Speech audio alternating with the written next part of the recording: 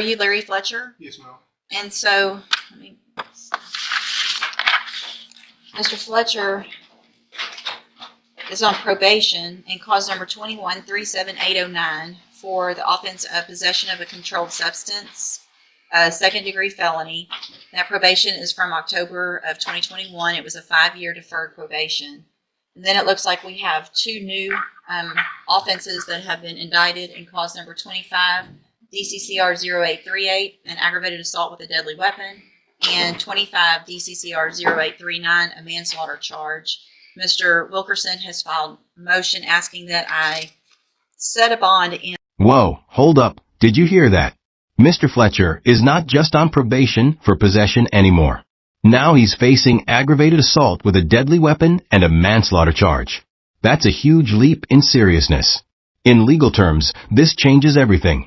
The stakes are sky high. How the judge handles bond here could literally decide if he stays out or goes straight to jail while these cases play out. Pay attention. This is where tension in the courtroom skyrockets. And the motion to revoke case. Yes, Is there, Mr. Fletcher. hold on, is there any motions in the other two, or we're just talking about the, I believe the state filed a motion seeking to actually increase the defendant's bond. in which Your Honor, case? There are filed in both cases. In the MTRP, we filed a reply to the defense counsel's motion to settle.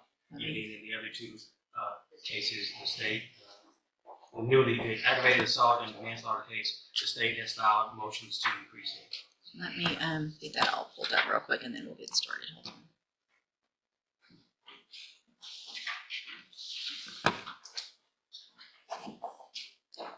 I'm printing. I need to see all that. I just printed the response and it's okay. We'll get it.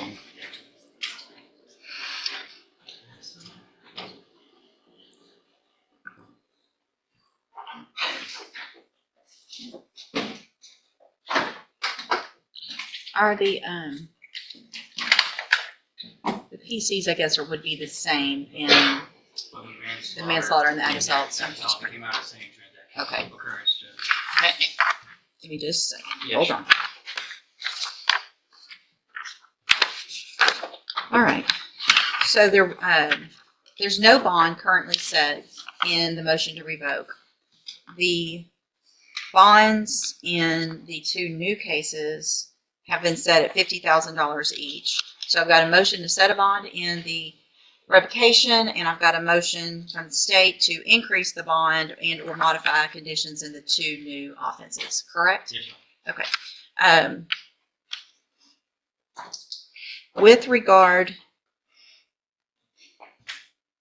to the, well, I guess Mr. Coleman, you mentioned that you would be willing to stipulate to some things before we get started with witness. I suspect Mr. Wilkerson will call these witnesses to talk about the length of residency and the ties in the community, those kind of perfunctory things. If he will shorten this proceeding, I'm willing to stipulate to those if Mr. Wilkerson. I mean, to some degree, that is some of it, but obviously there are more intricacies involved, including the nature of the family, the length of work, things of that nature that I think all need to be put into play here. And I don't mind hearing the evidence. I don't want to hear the same thing. They're here, and I appreciate they're here, and I'll take notice of that. But what I don't need is to hear from all of the witnesses the same thing about work and living and all that. So if you want to call one or two that have that information, Absolutely. that would be great. Yes. I just don't want it to be the same thing, and I'll take notice that they're here and that they would all say typically the same thing if that's what it is. He's on bond on two of those cases. I'm calling the bondsman right now. Yes, he is. He's already on bond. They filed a motion to increase the bond. That's great. So he, obviously this very tragic accident occurred one evening. There is no allegation of any substance use on the part of Mr. Fletcher contributing to. Okay, here's the drama. The state claims Mr. Fletcher was reckless, causing a death and a serious injury. But notice, there's no substance involved. He was on a work call, not partying or speeding for fun. The defense is carefully highlighting that nuance. Legal insight. This is exactly why manslaughter charges can be tricky. Recklessness versus intent is a fine line, and it's up to the judge to decide if it's enough for aggravated assault or something more. The stakes are emotionally huge because one life was lost.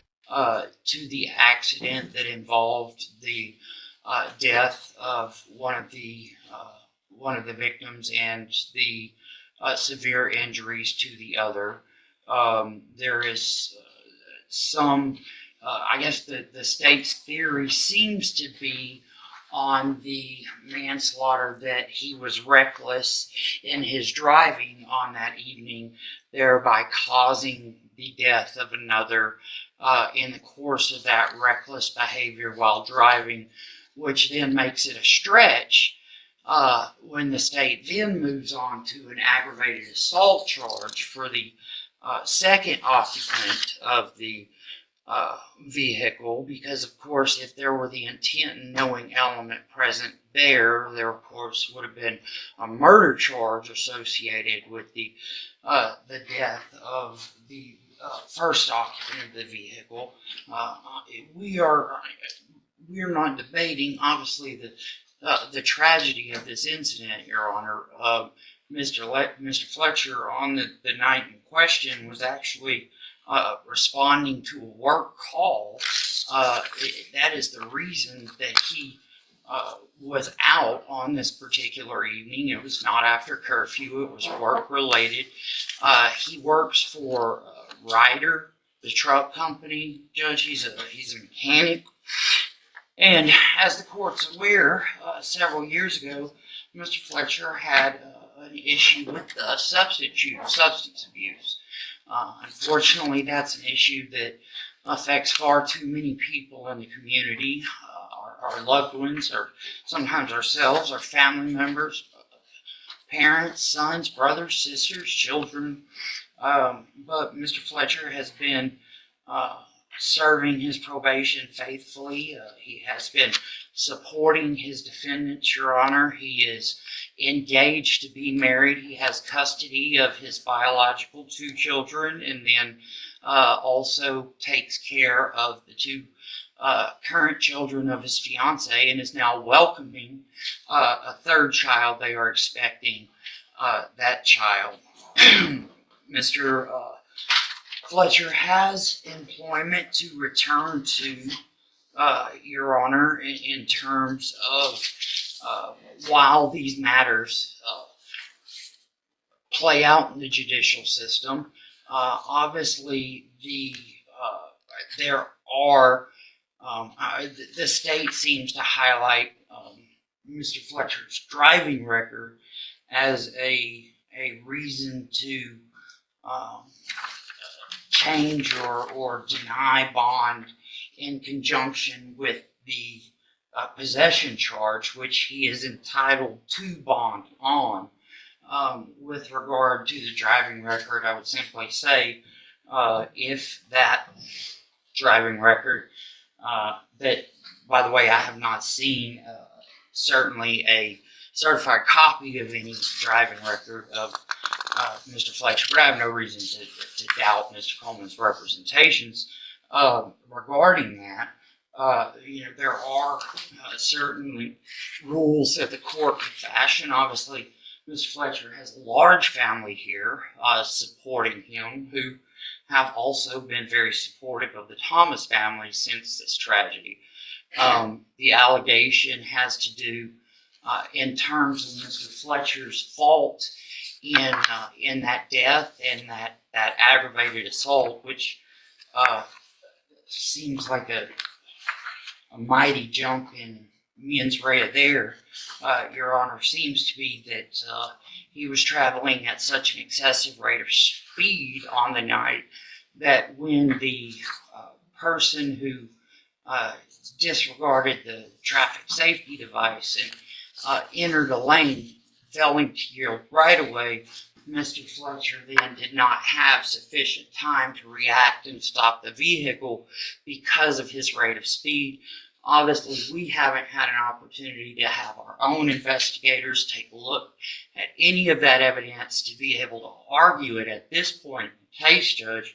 I only mention it so that the court is aware of the background context under which these allegations arise, and the sole issue at present right now in the defendant's or in the defense's opinion is whether or not to provide Mr. Fletcher a bond on the charge for which he was serving a deferred adjudication sentence and for which he has not been convicted, thereby, of course, making him eligible for bond in such case.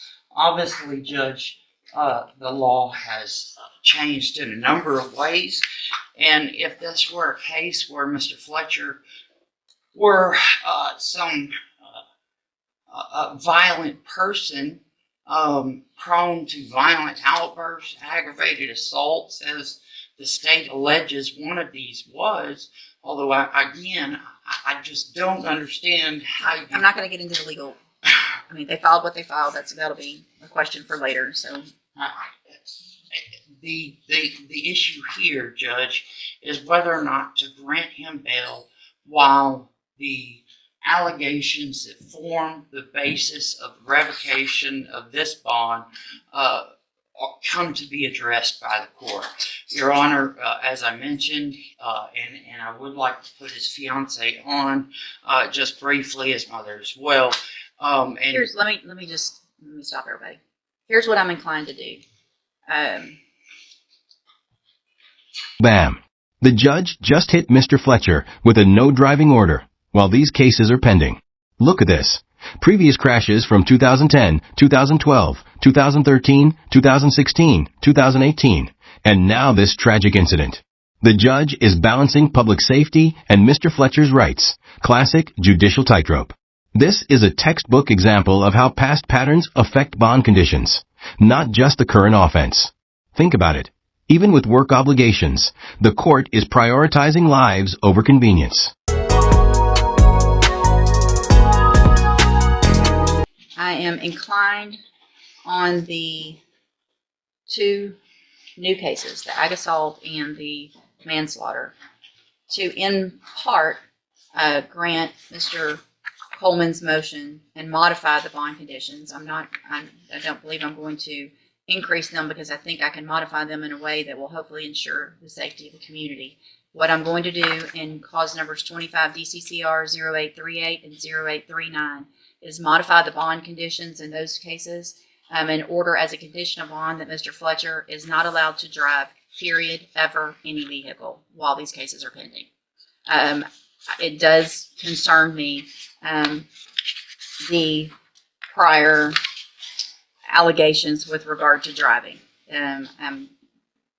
We've got 2010 a crash, 2012 a crash, 2012 maximum speed limit issued, 2013 speeding over 10% over, 2016 speeding greater than 15 miles over, 2018 another crash, 2021 another crash, and here we are with a crash where I'm not going to get into fault, but there is a crash, and we've got someone that has passed away and someone that is seriously injured.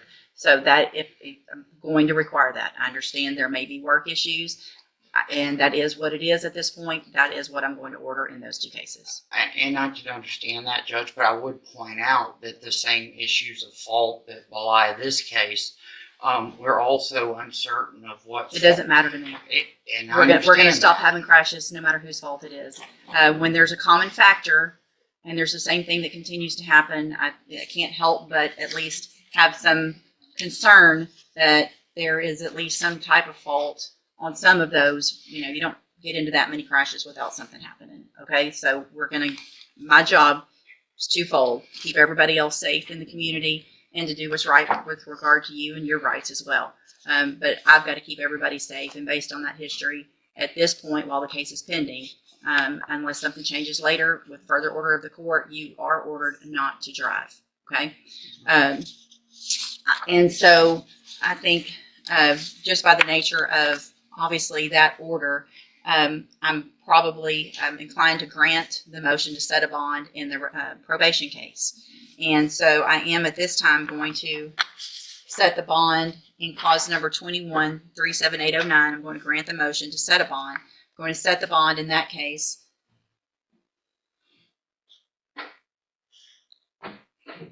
at that's a possession. I'm going to set the bond in that case at $30,000. So now pay close attention. This is procedural gold. Mr. Fletcher gets bond, but with a drug patch he must wear 24/7. Miss one swap or test positive.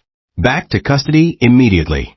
This is how the judge uses conditional release to manage risk. For the audience, notice how courts layer conditions, driving restrictions, drug testing, supervision, all to keep the community safe without denying a defendant his rights. High stakes, very real consequences. $1,000. The condition of the bond is the same. You're not to drive any vehicle. And it doesn't look, I think Mr. Wilkerson is correct. I'm just looking at past administrative hearings that there hasn't been an issue with any type of positive drug screen or anything like that. And Not administratively, just but he is accused of addition to the manslaughter and the aggravated assault, accused of violating his probation with the possession of a marijuana case and also UCW. so what I'm going to require is the condition of that bond on your MTRP case is that you wear a drug patch if you make that bond at all times. You'll have 24 hours from the time you're released to get a drug patch put on. You have to go change it every 2 weeks on time. It needs to be on there. Can't sweat off or whatever. You need to make sure it's on and it's testable every 2 weeks. Obviously, if there is a positive drug screen for anything in your system, it's a violation of all of your bonds, and you'll be right back into custody with Mr. Coleman probably telling me I told you so. So make sure you stay clean. Make sure you do get it changed when you're supposed to. And all of that kind of stuff. So that bond condition is the same on all 3 of the cases. All the bond conditions are the same on all of the cases. No driving and drug patch on all 3 cases. Anything else? Just procedurally, Judge, ordinarily we would defer with these types of charges, new charges, we would defer the MTRP, we'll wait on that and proceed on the new case, particularly with how serious these are.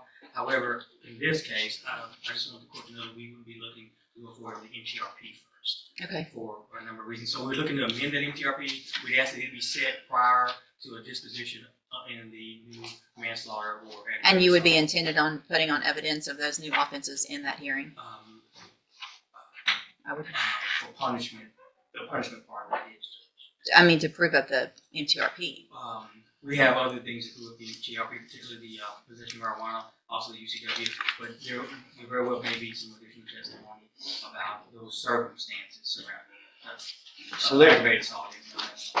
There obviously appears to be some additional information, or maybe just because of the size of the cases, I haven't had an opportunity to review everything. Yeah, but so there are some allegations that I'm hearing have not been at the forefront. So let's do this. Obviously, you need some time to get all that information. If there's going to be an amendment, if you'll please take care of that quickly, make sure anything that's alleged in that Mr. Wilkerson gets any discovery with regard to any new offenses or alleged offenses that you intend to put. That way you guys can both have all the information. Mr. Wilkerson can do what he needs to with that information, and we'll set it for an announcement, and then we'll kind of go from that announcement on where to go next with regard to either the new cases first or the motion first. All right? Sound good? All right. Thank you. Y'all are excused. And thank y'all all for being here. I don't want anybody to think, I feel like we could cut it a little short and get that taken care of. All right? You go back with the bailiff. Thank you, Your Honor. Yes, sir.